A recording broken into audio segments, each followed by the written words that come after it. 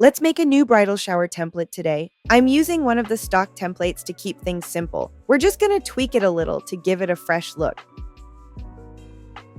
This one originally says Brunch and Bubbly, but that's not the vibe we're going for, so I'm deleting that text and removing the illustration too.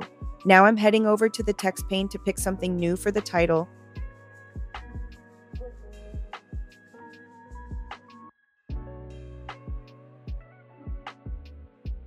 I'll also take out the body text and the name that were already there. We don't need them for this layout.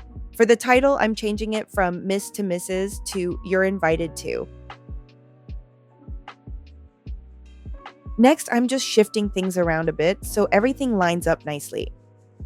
Now for the fun part, adding an illustration. I'm clicking into Elements, then Illustrations. There are so many cute options, but I think I'm gonna go with these soft watercolor flowers. Let's move everything around a little to make space for it. And yep, that looks good. Now I'm updating the colors. I'm going with a soft purple for most of the text and a pop of yellow for the name and the number. Love that contrast. Just doing one last look and we're done. Quick, easy, and totally ready to list. If you found this helpful, give it a like and hit subscribe for more simple design tutorials.